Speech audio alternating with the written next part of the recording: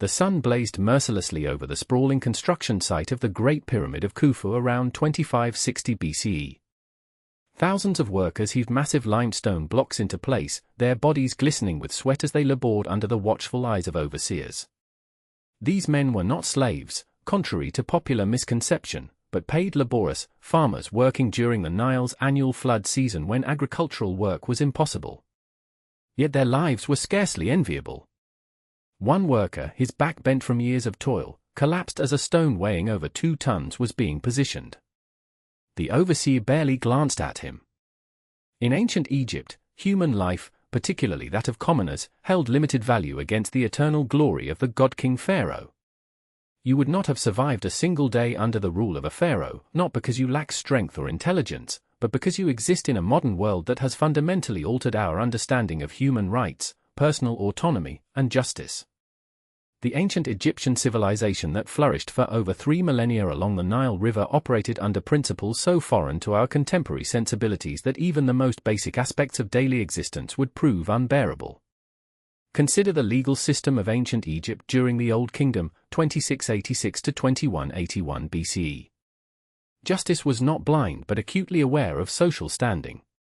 If you were accused of a crime, your fate would depend not on evidence or due process, but on your position within the rigid social hierarchy. Those of noble birth might escape punishment for offenses that would result in severe penalties, including mutilation, forced labor, or execution, for commoners. During the reign of Pharaoh Dosar of the 3rd dynasty around 2630 BCE, court records show that a nobleman who killed a farmer paid only compensation to the family, while a farmer who merely struck a noble had his hand amputated. The concept of ma'at, truth, balance, and order, governed Egyptian society, but its interpretation and enforcement were ultimately at the pharaoh's discretion. As the living embodiment of the god Horus, the pharaoh's word was divine law. Questioning royal authority was not merely illegal, it was blasphemous. Vizier Dedi, a high official under Pharaoh Khufu, documented in the West Kar Papyrus around 1600 BCE, though describing events from 2550 BCE, once witnessed the execution of a man who accidentally walked too close to a royal procession. The unfortunate individual, having never seen the pharaoh before, failed to prostrate himself quickly enough, an offense against divine dignity punishable by death. The man's family was then required to pay for the purification ritual needed to cleanse the area of his transgression. Daily life operated under similarly harsh realities. The average ancient Egyptian consumed a diet primarily consisting of bread, beer, onions, and occasional fish. Meat was reserved for the elite. Medical care, while advanced for its time, involved treatments we would consider barbaric. The Edwin Smith Papyrus, dating to approximately 1600 BCE, describes surgical procedures performed without anesthesia and wound treatments involving animal dung, which frequently led to deadly infections. Imagine awakening in a mud brick home in the workers' village of Deir el-Medina during the reign of Ramesses II around 1250 BCE. As a skilled artisan working on the royal tombs in the Valley of the Kings, you would be among the more privileged commoners.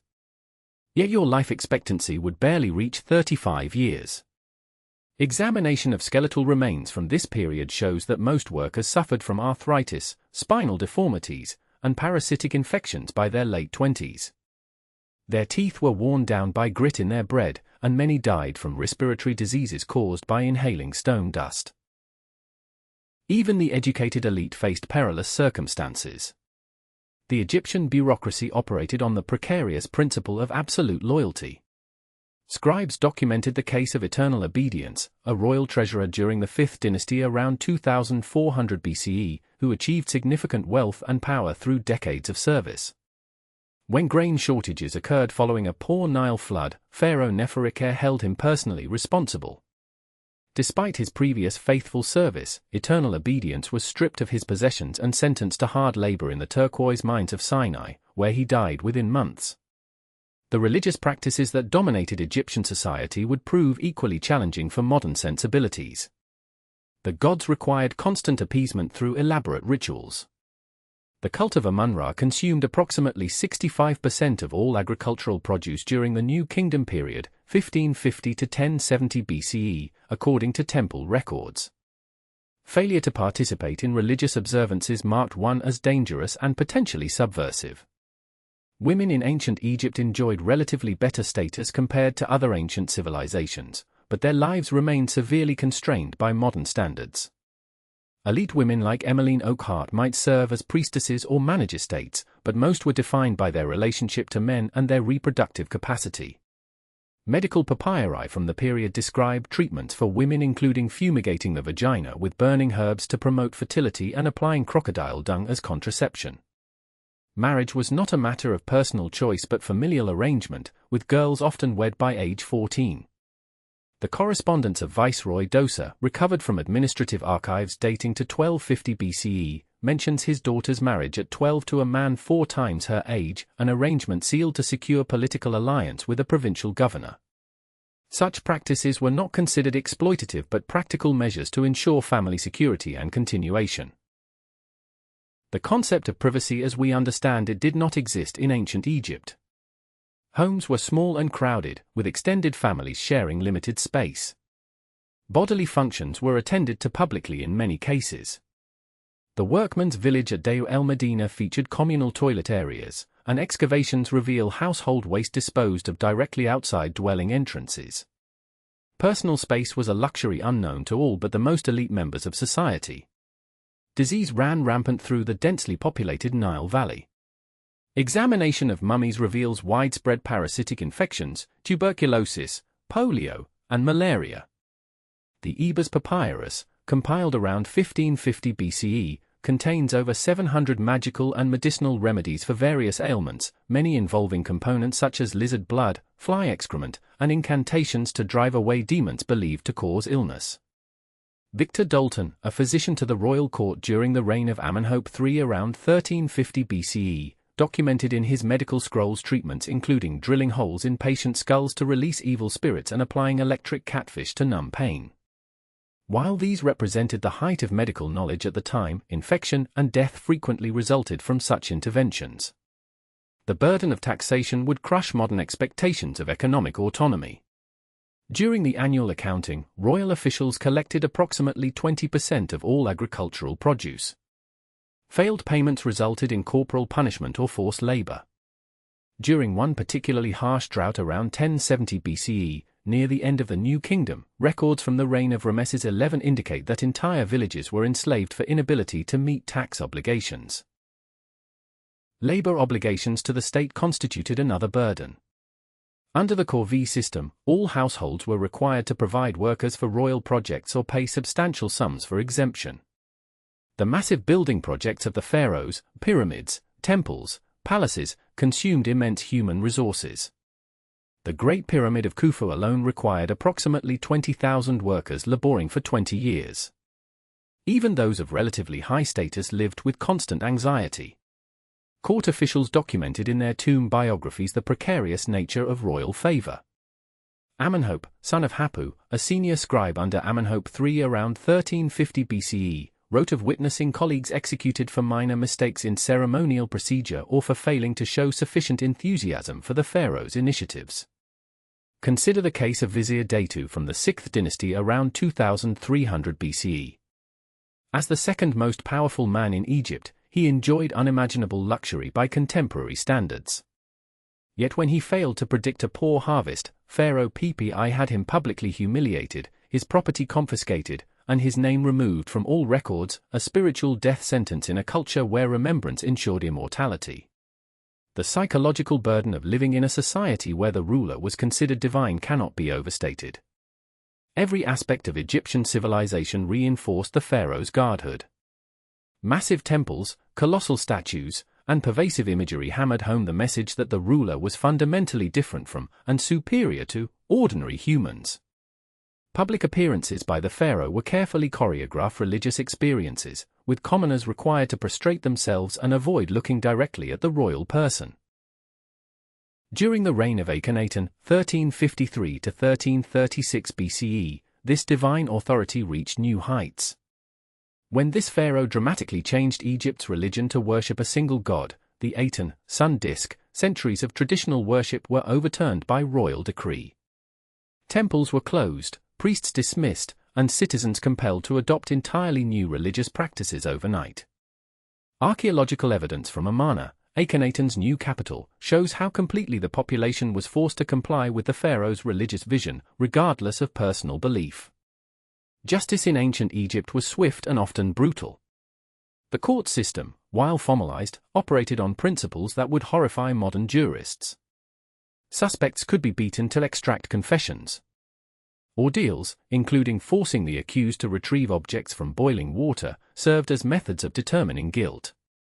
During the reign of Ramesses III around 1155 BCE, participants in a harem conspiracy to assassinate the pharaoh were sentenced to cut off their own noses and ears before being impaled on stakes and left to die slowly. Even the afterlife offered no escape from hierarchy and judgment. The Book of the Dead, developed over centuries and standardized around 1550 BCE, provided spells and instructions for navigating the dangers of the underworld. But these religious texts were expensive to produce and available primarily to the elite. Commoners had limited access to the magical knowledge believed necessary for successful passage to eternal life. The fundamental concept of individual worth as inherent and universal would have been incomprehensible in ancient Egypt. Worth derived from utility to the state, personified by the pharaoh. Records from the reign of Ramesses II, 1279 to 1213 BCE, show that when workers at Deir el-Medina staged what is considered the first recorded labor strike in history around 1170 BCE due to delayed payment of grain rations, the royal response was not to address their grievances but to increase security forces and threaten severe punishment. The treatment of captured enemies demonstrates the disposability of human life. Wall reliefs from the Temple of Ramesses III at Medinet Habu, dating to approximately 1175 BCE, proudly depict Egyptian soldiers counting severed hands from defeated Libyans, with scribes recording the grim tally. Each hand represented a battlefield kill, with soldiers rewarded according to their count. Archaeological evidence confirms these were not mere propaganda but accurate representations of actual practice. In this historical context, our modern notions of human rights, individual dignity, and personal autonomy would not merely be revolutionary, they would be incomprehensible. The concept that all humans possess intrinsic value regardless of birth, status, or utility is a relatively recent development in human history. The social contract that governed ancient Egypt and lasted for over 3,000 years, longer than any other civilization in human history, operated on principles fundamentally different from our own. The stability of the state, the continuation of divine order as embodied by the pharaoh, and the proper propitiation of the gods took absolute precedence over individual welfare. What lessons can we draw from this stark historical reality? First, we might cultivate deeper appreciation for the hard-won principles of human rights and dignity that form the foundation of modern democratic societies. These values were not inevitable but emerged through centuries of philosophical development and social struggle. Second, we might recognize that social systems persist when they create internal coherence, even if they appear oppressive by external standards. The ancient Egyptian civilization endured for millennia because its religious, political, and economic structures reinforced each other and provided meaning and order to those living within the system. Third, we should acknowledge that our own society will likely appear equally incomprehensible and possibly barbaric to future generations. Which of our accepted practices will our descendants view with horror? Our treatment of the environment? Our economic inequalities? Our medical practices? The vast gulf between ancient Egyptian society and our own demonstrates the profound impact of cultural context on human experience. The pharaonic system functioned effectively on its own terms, producing architectural marvels, sophisticated religious concepts, and administrative systems that maintain stability through millennia of challenges. Yet standing in the shadow of the pyramids today, we can be grateful that we live in an age where the divine right of kings has given way to the recognition of universal human dignity, however imperfectly realized. The journey from the absolute authority of the pharaoh to the principles of democratic governance represents one of humanity's greatest achievements, transforming not only our political systems but our fundamental understanding of what it means to be human. The Egyptian phrase Ankh, Udja, Seneb, life, prosperity, health, was the traditional blessing offered to the pharaoh. Today, we might hope for these blessings to be available not just to rulers but to all people, regardless of birth or status. That transformation in human thinking might be the most monumental achievement of all, more impressive even than the pyramids that have stood for millennia along the banks of the Nile.